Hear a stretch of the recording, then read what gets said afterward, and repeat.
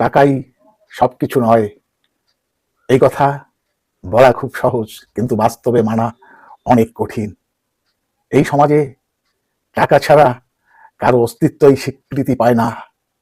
যার হাতে টাকা নেই তার কণ্ঠস্বর শোনা যায় না, তার দুঃখ ব্যথা অনুভব করা যায় না। একজন মানুষ যখন অর্থহীন হয়ে পড়ে তখন শুধু তার প্রয়োজনগুলোই অপূর্ণ থাকে না, সাথে সমাজ তার উপর ছুড়ে দেয় অবহেলা, অবজ্ঞা আর অপমানের তীক্ষ্ণ বাক্য।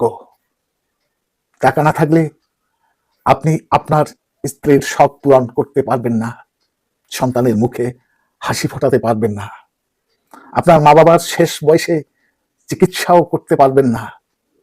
টাকা না থাকায় অনেক অনেক বাবা মা বিনা চিকিৎসায় পৃথিবী ছেড়ে চলে যায়। অনেক মানুষ নিজের স্বপ্ন ছুঁতে না পেরে আত্মহত্যা করে শুধু টাকার অভাবে। টাকা না থাকলে আপনি যতই ভালো ব্যবহার করুন না কেন কেউ মূল্য দেবে না। আপনি যতই সম্পর্ক ধরে রাখতে চান, শখের মানুষ আপনাকে ছেড়ে চলে যাবে।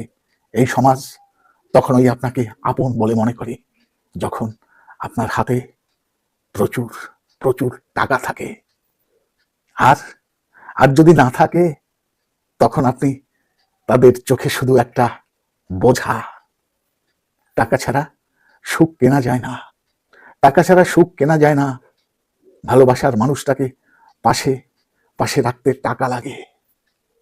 টাকা না থাকলে সময়ের সাথে সাথে সবাই সবাই দূরে সরে যায়। কারণ এই সমাজ কারো স্বপ্ন পূরণের দায় নেয় না। যদি কেউ ভাবেন কেন কিছু মানুষ কেবল টাকার পেছনে ছুটে, তাহলে বুঝতে হবে তারা জানে অভাবের কষ্ট কতটা কতটা গভীর।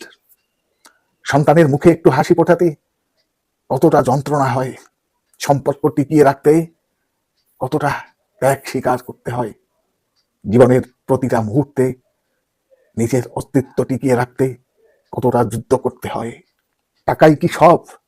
না, না হয়তো নয়, কিন্তু টাকাই সেই ভিত্তি যার উপর দাঁড়িয়ে জীবন, দায়িত্ব, সম্পর্ক, স্বপ্ন আর আত্মসম্মান। যারা বলে টাকা দিয়ে সুখ কেনা যায় না, তাদের বোঝা উচিত সুখ যদি নাও কেনা যায় তবুও সুখে সুখে বাঁচার রাস্তাটা কিন্তু টাকা দিয়েই তৈরি হয়।